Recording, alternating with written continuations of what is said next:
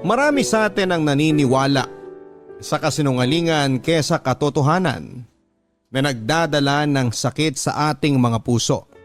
Kailangan mo ba ang mabuhay sa saya sa isang kasinungalingan o sa lungkot dahil tinanggap mo ang katotohanan? Paano mo itatama ang isang kasinungalingan upang matalo ito't magkaroon ka ng tunay na kapayapaan at katiwasayan sa buhay kahit may kirot sa dibdib na unti-unti mong nilalabanan at napapalitan ng tunay na kasiyahan? Dear Papa Dudut, ako po si Lorena, laking Navotas po ako. Nagkaroon ako ng asawa noong 23 years old ako. Engineer siya at dating nagtatrabaho sa isang power plant sa ibang bansa. Nagkaroon kami ng 2 anak.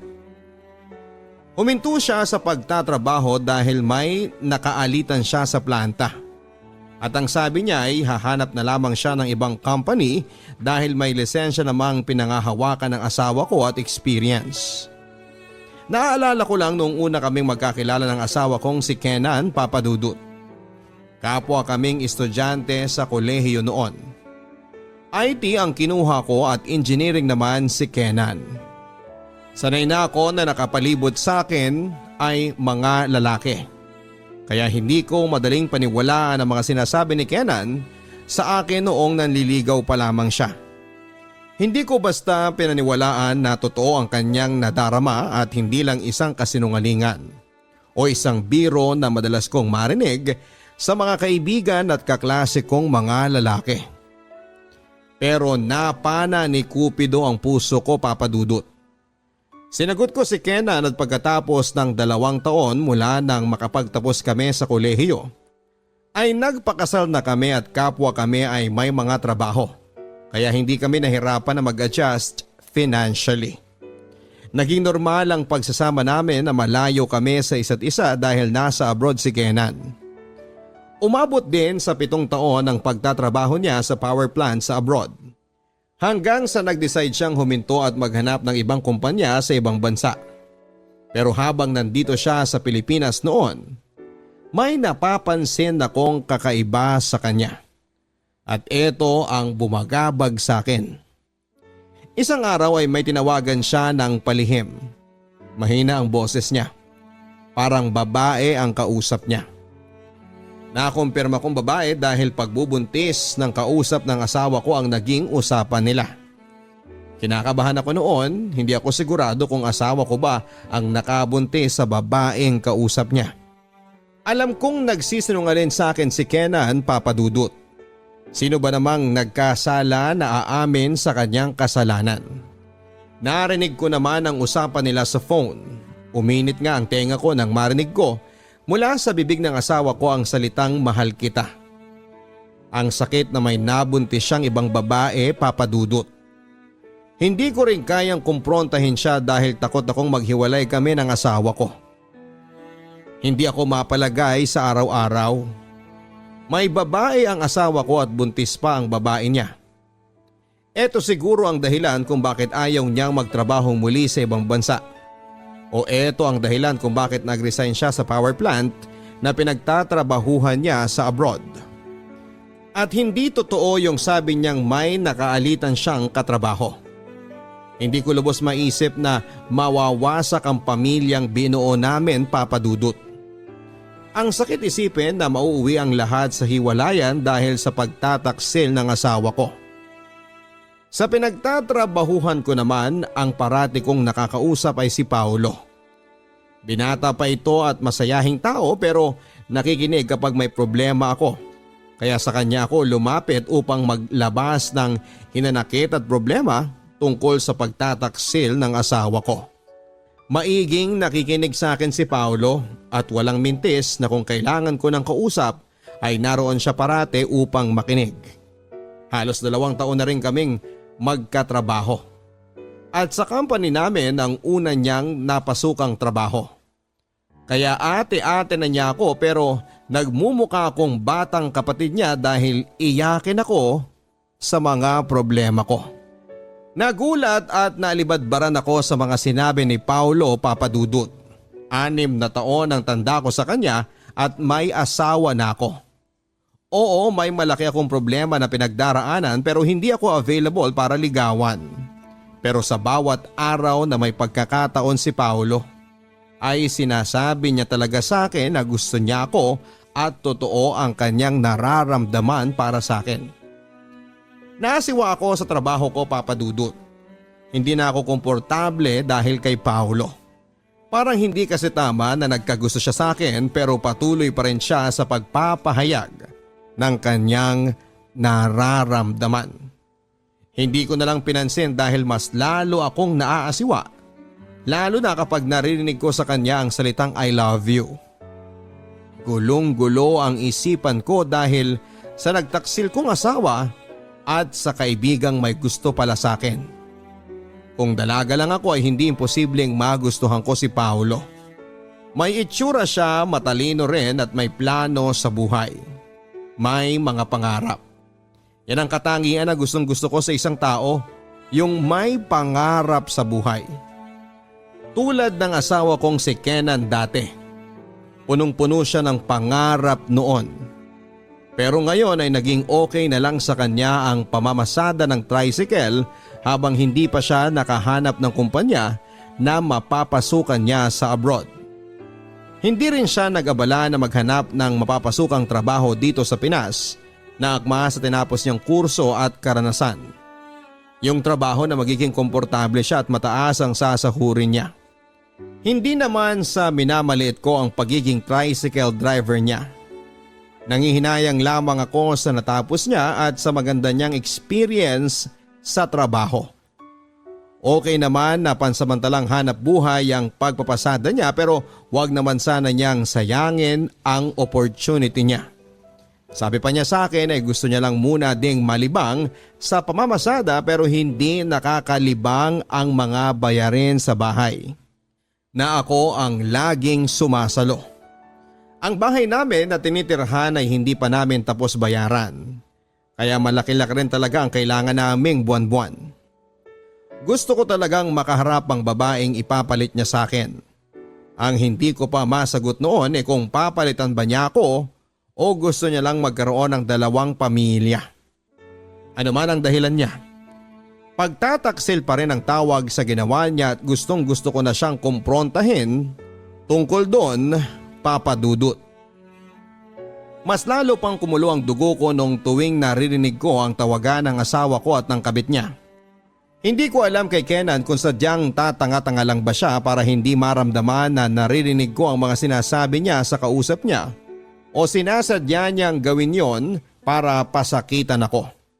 Nag-ipon lang ako ng lakas ng loob noon para kausapin na siya pero parang hindi makalabas sa bibig ko na tanungin siya ng harap-harapan. Pinaniniwala ko rin kasi ang utak ko at puso ko na hindi ako ang kayang pagtaksilan ni Kenan. At baka mali lang ang pagkakaintindi ko sa mga nabasa kong palitan nila ng text messages ng babae niya. Baka masyado ko lang binibigyan ng kulay ang mga naririnig ko na sinasabi niya habang kausap niya ito sa cellphone.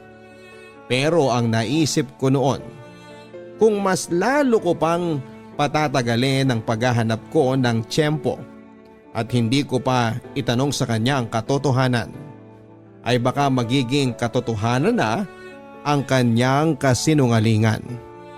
Isang bagay lang ang alam ko ng mga oras na yon. Hinding-hindi ko papayagan na pumunta ang asawa ko sa panganganak ng babae niya. Napakiramdam ko ay ibinahay niya somewhere sa Metro Manila. Dalawa lang din ang pagpipilian niya kung ako ang tatanungin. Yon ay ang bumalik siya sa dati niyang pinagtatrabahuhan abroad o maghanap na siya ng ibang trabaho at tigilan na ang pamamasada. Dahil malakas ang kutob ko na parang naging dahilan niya lamang ang pamamasada para magkita sila ng babae niya. Naiinis ako, Papa Dudut, parang ayaw nang magpapigil ng bunganga ko. At gusto ko nang sumigaw sa harapan niya at tanungin kung bakit niya nagawang magtaksil sa akin. Kung bakit niya nakayanang magsinungaling sa akin. Hindi ko masabi sa kanya na narinig kong kinakausap niya ang babae niya sa cellphone.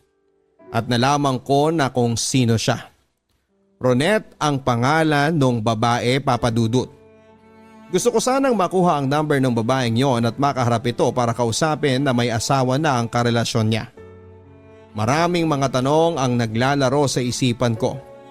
Maganda ba siya kaya hindi nagdadalawang isip ang asawa ko na ipagpalit ako sa kanya? Mas masarap ba siyang magluto at mag-alaga? Mas masarap ba siya sa kama? Mas nasasarapan ba si Kenan sa katawan niya kesa sa katawan ko? Mas napapataas ba niya ang libido ng asawa ko sa mga ungol niya? Nakakaloka, Papa Dudut. Nakaramdam ako ng sobrang insecurity kahit na hindi ko pa nakita yung Ronet na yon. Umabot din ako sa punto na kakayanin kong magmakaawa na kay Ronet na layuan na at huwag nang makipagkita o makipag-usap sa asawa ko. Gagawin ko talaga ang lahat, Papa Dudut, dahil takot ako na baka hiwalayan ako ni Kenan. Mahal ko ang asawa ko at mga anak ko. Ayaw kong mawasak ang pamilya namin. Ang isa sana sa gusto kong mangyari ay makaalis na kaagad si Kenan papunta sa ibang bansa. Mas magiging kampante ako na malayo siya sa amin kesa na para akong buwang na nag-iisip sa tuwing nasa trabaho ako ay nagkikita silang dalawa. Ramdam at pansin ko sa kanyang mga mata sa huli naming pag-uusap na nagsisinungaling ang asawa ko. Wala akong ibang makausap tungkol sa problema ko kundi si Paulo, Papa Dudut. Ayaw ko man kasi madalas pag nagkikita kami ay naiilang ako sa mga panunuyo niya sa akin. Pero kailangan ko talaga ng panahon na yon ng makakausap. Takot akong sabihin sa mga kapatid ko o sa mga magulang ko ang tungkol sa sitwasyon ko. Baka sila pa ang mas magwala kesa sa akin. Hindi ko na alam, Papa Dudut, kung ano ang gagawin ko kay Paulo dahil gusto niya raw talaga ako. At sa totoo lang may nararamdaman na rin ako para sa kanya. Matapos ang mainit na mga halik na pinagsaluhan namin. Alam mo kasi, Papa Dudut, hindi siya mahirap mahalin dahil sa ugali niyang maaruga at maalalahanin. Wala siyang paligoy-ligoy, kung may gusto siyang sabihin ay sinasabi niya kaagad. Kaya hindi ko makita o maramdaman na nagsisinungaling siya nang sabihin niyang mahal niya ako. Kailangan ko lang pigilan ng sarili ko na hindi masyadong malunod sa agos ng init ng mga halik naming yon dahil may asawa ako. May asawa ako na nagsisinungaling sa akin na nagpapakabagabag sa araw at gabi ko. Nagpapaluha sa akin na baka pagising ko isang araw ay wala na siya sa piling ko at tuluyan ng sumama sa babae niya at sa anak nila. Bakit ganon ang pinagdadaanan ko? Noong nasa abroad siya ay namimiss ko siya ng husto pero wala akong pangamba na tuluyan siyang mawawala sa amin ng mga anak niya. Pero ngayon, namimiss ko ang asawa ko kahit nakikita ko siya. Dahil parang ang puso at isipan niya ay nasa babae niya. At natatakot akong mawala siya dahil baka mauwi sa hiwalayan ang lahat. Tinuloy pa rin ni Paulo ang panliligaw niya sa akin, Papa Dudut. At sa araw-araw ay patuloy pa rin ako sa pagsabi sa kanya na tigilan na niya ako at humanap na lamang siya ng ibang babae na single at hindi yung tulad ko na may asawa na. Kung anong sigasig ni Paulo sa panliligaw sa akin ay siya ring sigasig ng asawa ko sa kabit niya. Awang-awa ako sa sarili ko dahil wala na akong ginawa kundi ang umiyak. Dahil nakakaramdam na ako ng kawalan ng pag-asa na makaharap ko pa si Ronet dahil hindi ko pa rin nakuha ang number niya. Alam kong ang babaw para sa marami pero hindi ko kasi talaga kaya ang komprontasyon. Takot ako. Kaya hindi ko magawang awayin siya at sa pilitang kunin na lamang ang cellphone niya. At hindi ko rin kasi ugali ang maghalungkat ng gamit ng iba. Kahit na marami akong hinala hanggat sinasabi ng asawa ko na wala siyang babae, may parte sa pagkatao ko na gustong maniwala sa kanya. Ganon pa man ay hindi pa rin ako mapalagay sa araw-araw. Parang gusto kong masira na lang ang tricycle ng asawa ko para hindi siya makapasada at makaalis ng bahay. Naririnig ko uli ang usapan nila. Malapit ng mga anak ang babae. Kailangan kong bantayan ang asawa ko at dapat nasa tabi niya lamang ako para hindi siya makapunta kay Ronette. Ako ang asawa, tunay at legal na asawa. Kaya ako ang may karapatan. Hindi pwedeng maagaw si Kenan ni Ronette. Naisipan kong uminom para mawala ang problema ko. Kailangan kong malasing para hindi ko na maisip ang pagtataksil ng asawa ko at nung malapit ng maipanganak na bunga ng kanyang pagtataksil, may nangyari sa aming dalawa ni Paulo sa loob ng kanyang sasakyan, Papa Dudut. Hindi ko na napigilan ang sarili ko at bumigay na ako sa kanya. Hindi ko lubos maisip na magagawa ko ang bagay na yon. Pinagsaluhan namin ang aming mga katawan na pinag-isa. Naulit ang aming pagtatalik. Isa na rin akong sinungalin sa harap ng asawa niya. Tinuruan niya ako na maging sinungalin, Papa Dudut. Pero naisip kong mali ang ginagawa ko. Ang ugnayan ko kay Paulo ay isang malaking pagkakamali. Wala akong pinagkaiba sa asawa kong nagtaksil sa akin. Isang araw ay hindi umuwi si Kenan sa bahay. Siguro ang araw na pinanganak na ni Ronette ang kanilang anak na dalawa. Sobra akong nasaktan, Papa Dudut. Hindi ko mapigilan ang mga luha ko na umagos pababa mula sa aking mga mata. Mawawasak na talaga ang pamilya namin kapag makapagdesisyon ang asawa ko na hiwalayan ako at iwang kami ng mga anak namin. Sa kabilang banda ay takot din ako, Papa Dudut, na baka malaman ng asawa ko o ng ibang mga kakilala namin ang tungkol sa aming dalawa ni Paulo. Mas lalong gumulo ang isipan ko kung paano ko haharapin ang pagsubok na yon sa buhay ko. Nagmistulang baliw si Paulo ng mga oras na yon, Papa Dudut. Takot ako na baka mabangga kami dahil ang bilis bigla ng pagpapatakbo niya ng sasakyan. Pinasok ko itong gulo na ito kaya kailangang maayos ko ito dahil ayokong maiskandalo. Bakit ba kasi ako pumasok sa sitwasyon na yon? Masyado akong naging marupok. Para rin kasi akong tangay. Ako lang ang dapat sisihin sa mga nangyari kasi ako rin naman yung lapit ng lapit kay Paulo. Ang tanga-tanga ko talaga. Imbis na ang problema ko lang sana ang pagkakaroon ng babae ng asawa ko, ngayon ay nadagdagan pa ng malaking kasalanan. Kasalanan na nagawa ko sa batas ng tao at sa mata ng Diyos. Takot na takot akong isipin ang magiging parusa ko sa ginawa kong pagtataksil, Papa Dudut.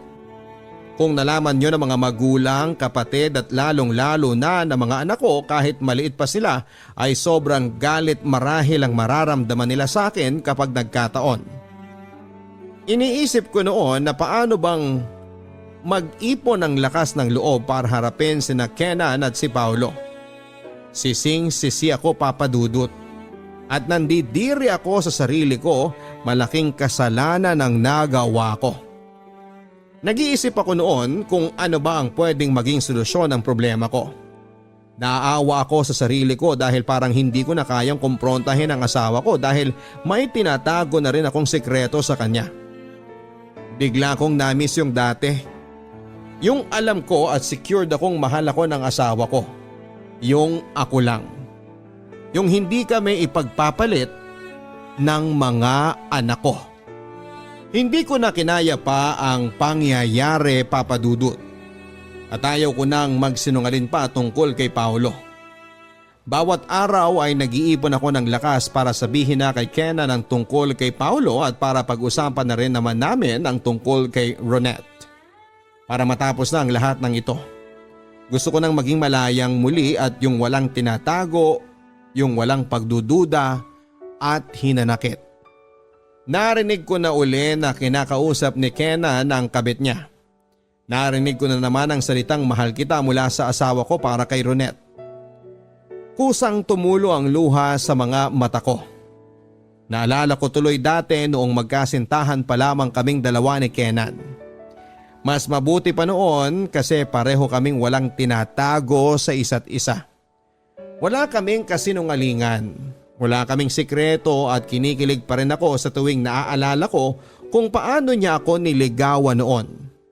Medyo pakipot pa ako noon pero gustong gusto ko na siya. Hanggang sa sinagot ko siya at naging kami na. Sabay kaming nangarap para sa magiging pamilya namin. At hindi kami nahirapan noong magpakasal na kami. Dahil pareho kaming may trabaho na at sapat na kinikita. Etong paghinto niya lang sa pag-abroad ang naging problema ko noon. Hanggang sa pumasok na si Ronette sa buhay niya at si Paulo sa buhay ko. Sobrang gumuho ang mundo ko nang malaman ko ang detalye tungkol sa ugnayan ni Kenan at Ronette. At sobrang nashock naman si Kenan sa ipinagtapat ko tungkol kay Paulo. Sobra ang galit sa akin ni Kenan pero hindi niya ako minura o sinaktan. Sobrang bait ng asawa ko, Papa Dudut. Hindi kami nag-usap ng mga ilang araw pero nasa bahay lang kaming dalawa. Hindi siya makapaniwala sa sinabi ko tungkol sa naging affair ko sa katrabaho kong si Paulo. Noong sa wakas ay kinausap na ako ni Kenan ay wala nang kasinungalingan pa ang lumabas sa aming mga bibig. Gusto ni Kenan na isalba ang pamilya namin. Kinausap ni Kenan si Paulo, Papa Dudut. Binantaan niya ito na huwag nang takutin o guluhin pa ako. Dahil sa oras na may gawin ito sa akin o ipaalam niya ang tungkol sa naging relasyon naming dalawa sa mga kaibigan at pamilya ay hindi raw magdadalawang isip si Kenan na ipahuli ito. Tinanggap ni Kenan ang pagkakamali ko. Sobrang nagsisi ako sa nagawa ko sa kanya. Umalis ako sa pinagtatrabahuhan ko at lumipat sa ibang kumpanya. Pinakilala ako ni Kenan kay Ronette at naging kaibigan ko ito. Bumalik si Kenan abroad pero sa ibang bansa na dahil ayaw na niyang talagang bumalik sa dating power plant na kanyang pinapasukan. Ang naging communication namin ni Kenan ay ang video call. Sa mga naging pagkakamali namin sa buhay ay naging mas matatag ang aming pagsasama, Papa Dudut. Dumalo ako sa kasal ni Paulo, Papa Dudut. Hindi ko na malaya na lumuha ang mga mata ko during their wedding. Natuwa lang ako dahil sarado na ang lahat. Wala nang mga sugat sa amin. Naghilom na ang lahat. Moving forward na kami sa aming mga buhay. Sa ating mga kabarangay, nais kong ipaabot sa kanila na kailangan nating maging tapat sa ating mga partner sa buhay. Kapag may pagdududa o narinig na kung ano, importante na ito'y pag-usapan kaagad. Para hindi mauwi sa maling akala na magdadala sa inyo sa kapahamakan at maging isang kasinungalingan na magmimistulang anay na sisira sa pundasyon ng pagsasama ninyong mag-asawa. Sana rin ay marunong tayong magpatawad. Yung pakinggan muna ang sasabihing paliwanag ng inyong asawa upang hindi mauwi sa hiwalayan na siguradong ang mga anak ang higit na maaapektuhan. Sana may nakuhang aral ang ating mga listeners sa kwento ng aking pag-ibig, buhay at pag-asa. More power po sa inyo, Papa Dudut, at nagpapasalamat ako at may programang katulad nito dahil napapakinggan ng maraming tao ang kwento ng pangkaraniwang tao na katulad ko. Idol na idol ka po namin, Papa Dudut. Lorena. Mga kaibigan, tamang duda, tamang hinala. Yan yung likhang isip na siyang nagiging dahilan kung bakit may mga taong nasasaktan. Isa rin po ito sa mga dahilan kung bakit palaging may nag-aaway at may nagaganap na hindi pagkakaunawaan sa isang relasyon. Minsan o kadalasan ay masyado tayong nagpapadala sa ating sariling emosyon kung saan ay nakakaramdam ka ng kalungkutan at nahihirapang mag-isip ng tama hanggang sa doon ka na nakatutok sa mga likhang isip na siyang nagpapalala ng sitwasyon. Alam po ninyo may mga bagay naman kasi na pwedeng daanin sa usapan. Minsan, galit na siya, magagalit ka rin. Paano ninyo masusolusyonan ang mga problema ninyo? Kesa pakalmahin nyo ang isa't isa, abay sinasabihan po ninyo ang galit ng bawat isa. Subukan nyong minsang palawakin ang isipan ninyo. Pakinggan ang tinitibok ng inyong mga puso. Alalahanin ang mga masasayang pagsasama ninyo. Nang sa ganon ay paglabanan po ninyo ang pagdududa sa mga kapareha ninyo. Hanggang sa muli, ako po si Papa Dudut, in-invite kayong lahat na hanapin ako sa aking mga social media accounts. Sa aking Twitter, sa aking Instagram at sa aking Facebook. I-type lamang po ang Papa Dudut. Mag-subscribe din sa aking YouTube channel, Papa Dudut Vlogs. What's up mga ka-YouTube? Ako po si Papa Dudut, nag-i-invite sa inyong lahat na mag-like, mag-share at pindutin ang notification bell at mag-subscribe sa aking YouTube channel para maging updated po kayo sa mga pinakabagong post ng inyong Papa Dudut. At huwag na huwag din kakalimutang panoorin ang ating mga personal vlogs na ipinopost din po natin sa ating channel. May comedy, may mga games, may mga challenges na pinaggagawa po ang inyong Papa Dudut. Ngayong araw sa Papa Dudut Stories. Papa Dudut Stories. Dear Papa Dudut, tawagin niyo po ako sa pangalang Moy. Nag-aaral ako sa isang maliit na kolehiyo sa Quezon City. Galing po ako sa isang pamilyang nagsusumikap na makaahon mula sa hirap ng buhay. Sa katunayan ay isa po akong scholar. Mas magiging practical po para sa akin ang maging scholar nang sa ganon ay makamenos kahit papaano sa tuition ko. Kung sa pinansyal na estado ay nasa middle class kami, Papa Dudut. Hindi naman kami sobrang kapos, pero syempre nangangarap ako at ang pamilya ko na kahit papaano ay mas makaangat pa rin sa buhay. Ang tatay ko ay isang retired military na ngayon ay isa ng jeepney driver bilang sideline kapag hindi lumalabas ang nagbaboundary sa kanya. Ang nanay ko naman ay isang housewife na tumatanggap ng minsang patahe mula sa mga kapitbahay namin. Si nanay na rin ang tumatahi ng aking school uniform. Kaya madalas mong mapagkakamalang anak mayaman ako dahil sa suot kong uniforme. Sputing na sputing ah. Yan ang madalas sabihin sa akin ng mga kaklase ko sa simula ng school year. Alaga din kasi ni Mama sa Almirol ang uniform ko. Simula ng klase, second year college na ako noon nang una kong makilala si Jaja. Hindi po niya tunay na pangalan. Transferi si Jaja mula sa Makati at dito na raw kasi sila tumira sa Quezon City sa bahay ng kapatid niya dahil sa ekstrang trabaho na napasukan niya. Hi Miss, ako nga pala si Moy, nakangiting sabi ko kay Jaja. Hi, just call me Jaja, nakangiting sabi naman niya. Mula noon Papa Dudut ay hindi na ako huminto sa madalas na pagsama ko sa kanya. Sa lahat ng sandali ay lagi akong nakabuntot sa kanya. Sa katunayan Papa Dudut ay naging kaibigan ko din ang circle of friends niya. Bakit ka ba buntot ng buntot sa akin? Seryoso ang tanong ni Jaja. Sa totoo lang Papa Dudut ay hindi ako naging handa sa tanong ni Jaja. Hindi ko alam kung naiinis na ba siya dahil sa madalas kong pagpapapansin sa kanya. Nabubulol na sabi ko sa kanya. Nangangatog na rin ang tuhod ko noon ng mga sandaling yon. Nakakatawa ka naman Moy. Para kang nakakita ng multo sa tanong ko sa'yo. Chill ka lang. Joke ko lang yon. Nakangiting sabi ni Jaja sa akin. Natawa na lang ako Papa Dudut sa mga narinig ko. Ilang sandali pa ay ako naman ang nagtanong sa kanya. Okay lang ba Jaja kung liligawan kita? Si Jaja naman ang natahimik. Mga ilang segundo pa bago siya nakasagot sa tanong ko.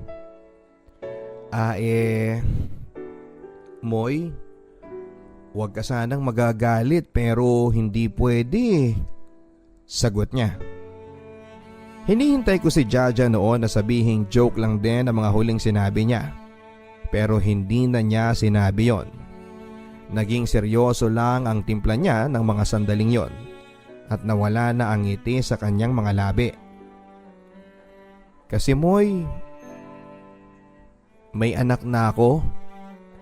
Namimilog ang mga mata ni Jaja na para bang may luhang papatak anytime. Gusto ko sanang ibahin ang usapan pero siya na mismo ang nagtuloy sa pagsasalita. Mga minsan isasama kita sa bahay. Ipapakilala kita sa anak ko. Nakangiting sabi ni Jaja. Baka magalit yung asawa mo kapag sinama mo ko sa inyo. Habol na tanong ko pa sa kanya. Ano ka ba? Wala akong sinasabi na may asawa ako, no? Ang sinabi ko lang, may anak na ako. 3 years old na siya. Yung isang kapatid ko ang nag-aalaga sa kanya habang nagwo-working student ako. Nakahinga ko ng maluwag, Papa Dudut, sa mga narinig ko. Gusto ko pa sana siyang tanungin ng detalye ng pagkakaroon ng anak niya. Pero hindi ko na nagawa pa. Dahil unang-una ay ayaw kong isipin niyang tsismoso ako. Mas magiging maganda siguro, Papa Dudut, kung sa kanya mismo manggagaling ang info tungkol sa naging past niya. Hindi yung kailangan ko pang mag-usisa. Ang pag-uusap naming yon, Papa Dudut, ang nagbukas ng pinto para mas lalo kaming magkakilala ni Jaja. Tulad ng sinasabi ko po sa inyo kanina, ayaw kong magmukhang tsismoso na magpupumilit na ungkatin ang naging past life niya. Hinayaan ko lang siyang maging komportable na magsabi sa akin ng mga bagay-bagay tungkol sa naging nakaraan niya. Ayon kay Jaja ay ex-boyfriend niya ang ama ng anak niya. Matapos daw niyang mabuntis ay sinubok daw nilang magsama. Pero habang tumatagal ay naging magaslaw daw ang pag-uugali ng ex niya. Parang sumasabay siya sa baby namin sa pagiging isip bata. Mas gusto lang niya mag-ML at mag-basketball kaysa unahin ang dumiskarte para sa gatas ni baby. Kaya ako na lang ang gumawa ng paraan nung nagtrabaho ako bilang therapist, paliwanag ni Jaja. Wow, sana all. Kung ako siya, super swerte ko na. Kasi may nagtatrabaho para sa akin. Pero mas lalo siyang naging worse eh. Pinagseselosan niya yung trabaho ko. Kaya ayun, hiniwalayan ko na. Napaka-childish kasi niya. Akala ko nga hahabulin niya kami ng anak niya pero pinabayaan niya lang kami na magkahiwalay na. Noon naman ay naiiyak na sabi ni Jaja. Kapag umiiyak si Jaja ay mas lalo siyang sumisingkit at nagiging anime ang itsura niya. Ang cute talaga niya, Papa Dudut. Pero naaawa ako sa kanya sa tuwing kinikwento niya sa akin ang mga naging past niya.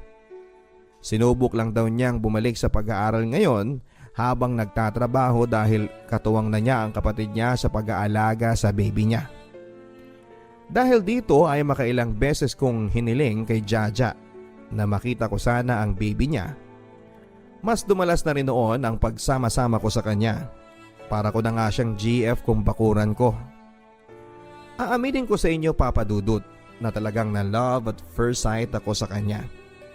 Pero mas lalong na-develop sa akin ang pagmamahal nang nakilala ko siya ng personal. At nakilala ko ang kabutihan ng puso ni Jaja. Mahal na mahal niya ang baby niya at lahat ng sacrifices ay gagawin niya para lamang kay baby. Hindi biro ang naging sacrifices ni Jaja para lang maalagaan at suportahan financially ang baby niya. Makailang beses din niyang sinubok na humingi ng pinansyal na tulong sa ex niya pero para daw itong bingi na walang naririnig at sa kalaunan ay naglaho na nga na parang bula.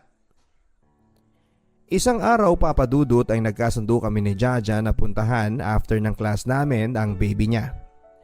Excited na excited ako noon at hindi makapaniwala na super cute din ang 3 years old na anak niya. Naitago na lang natin sa pangalang Baby Justin. Sa umpisa ay tahimik lang ako nagmamasid sa kanya habang naglalaro ito. Pero napangiti agad ako nang makita kong tinanguan ako ni baby. Para bang barkada niya ako na matagal na niyang hindi nakikita. Okay lang ba, baby, kung ako na ang magiging bagong daddy mo? Seryosong tanong ko kay Baby Justin. Sabay lang kaming natawa ni Jaja dahil sa sagot ni baby. Opo. Yun kasi ang sinagot niya. Mula nga noon papadudot ay nagkaroon ako ng maraming rason para magsumikap. Mas lalo kong sinipagan ang pag-aaral. Naisip ko din na gayahin si Jaja na maging working student. Gusto ko kasing makatulong sa kanya financially para sabay naming suportahan ang baby niya. Walang formal na panliligaw at pagtatanong kung kami na, pero bigla na lang naming naramdaman sa mga sarili namin na pinag-isa kami ng aming mga puso. Nagsasabi na ako kay Jaja ng I love you at sumasagot din siya sa akin ng I love you too. Hindi nga nagtagal ay natanggap ako bilang waiter sa isang fast food chain. Maging ang mga magulang ko ay nagtataka kung ano raw ang sumagi sa isipan ko para gawin na pagsabayin ang trabaho at pag-aaral. Baka daw makaapekto sa scholarship ko kung madadagdagan ang load ng trabaho ko. Parang mas okay daw kay nanay kung magfo-focus na lamang ako sa pag-aaral. Total ay hindi naman sila nagkukulang sa pagbibigay ng panggasto sa akin. Hindi ko na lamang sinabi sa kanya ang mas malalim na dahilan ko para magkapera. Naging open kaming dalawa ni Jaja sa klase na kami na ay into relationship. Lahat ng mga close friends namin ay kilig na kilig sa naging revelation naming dalawa. Naging smooth ang relasyon naming dalawa papadudot sa tuwing payday. Ako na mismo ang nag-aabot ng kusa kay Jaja para may pandagdag siya sa mga panggastos niya kay Baby Justin. Nung una ay tinatanggihan pa niya. Pero ako na mismo ang nagpumilit at sinabing para kay Baby Justin ang pera na pinaghirapan ko. Naiiyak pa nga si Jaja noong pumayag na siyang tanggapin ang pera. Naging legal kaming dalawa sa mga parents ni Jaja. Natutuwa nga daw sila dahil sa wakas ay natagpuan na ni Jaja ang isang seryosong relasyon. Nakiusap lang sa akin ang mama niya na huwag daw kaming magmamadali. Ngayon lang daw ulit nakakabangon si Jaja mula sa pagkakadapa niya, kaya sana ay huwag daw naming gawin ang mga bagay na pwedeng makasira pa sa mga pangarap naming dalawa. Mas matutuwa ako sa iyo, Moy, kung sabay kayong gagraduate ni Jaja. Ang bilin pa sa akin ng mama ni Jaja. Opo ma, nakangiting sabi ko sa kanya. Okay naman ang lahat sa amin papadudot. Till isang araw ay na-diagnose si Baby Justin ng kakaibang sakit sa dugo. Hindi normal ang nagiging bilang ng white blood cell ni Baby Justin. Dahilan para magdugo ang bibig at ang ilong niya. Nung una ay inakala pa nga naming dengue dahil nagpapasa siya, pero mas matindi pala dahil habang buhay ng gamutan ang sakit ni Baby Justin. Hindi alam ni Jaja kung saan siya kukuha ng pampagamot kay Baby. Ako naman papadudot ay nakaramdam ako na para akong inutil. Hindi ko man lang magawang mabawasan ang sakit na nararamdaman ni Jaja sa tuwing umiiyak siya sa awa niya sa baby niya. Ang sahod ko naman ay pinilit kong malikom para makadagdag sa pambayad at sa tulong nga ng panalangin at diskarte ay nagawa naming mailabas si Baby Justin sa ospital. Labis ang pagpapasalamat ni Jaja sa akin noon. Pero tulad nga ng sinasabi ko po sa inyo, Papa Dudut, ay forever na gamutan na ito. Kakailanganin ng maraming gamot ni Baby. Bukod pa dyan ang regular na pagpapacheck up upang mabantayan ang bilang ng white blood cells niya. At dahil nga sa mga pangyayaring ito, Papa Dudut, ay napilitan munang huminto si Jaja ng pag-aaral. Ako naman ay tuloy pa rin sa pagpasok sa eskwelahan at sa pagtatrabaho.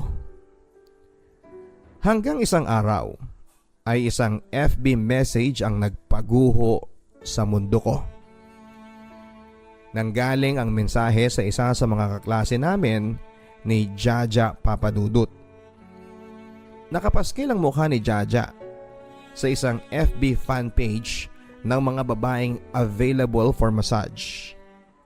Pero hindi ordinaryong picture lang ni Jaja ang nakita ko noon, Papa Dudut. Todo makeup si Jaja at nakasuot ng sexy. Habang sinusulat ko po sa inyo ang storya na ito, ay parang hindi pa rin ako makapaniwala sa mga nakita kong larawan ni Jaja. Para siyang nangaakit papadudot ng mga lalaki. Nalabis na nagpasakit sa akin. Nasasaktan ako papadudot sa naging option ni Jaja para kumita ng pera. Hindi ko pa nakakausap si Jaja tungkol sa post na nakita ko sa Facebook. Wala kasi akong lakas ng loob para questionin siya. Ngayong dumarana siya sa matinding pagsubok na pinansyal para sa anak niyang may sakit. Naalala ko din yung minsang usap namin sa naging hiwalayan ni Jaja at ng ex niya. Sa umano'y pagsiselos at hindi pagsuporta ng ex niya sa naging trabaho niya. Ayaw kong isipin na ito rin yung dating trabahong sinasabi niya na naging dahilan ng pagsiselos at paghihiwalay nila ng ex niya. Ano po ba ang dapat kong gawin, mga ka-stories? Sana po ay matulungan ninyo ako sa pamamagitan ng mga advice na manggagaling sa inyo. Babasahin ko po ang mga comments na ipopost ninyo sa YouTube channel ni Papa Dudut. Ang inyong ka-stories, Moy of Quezon City.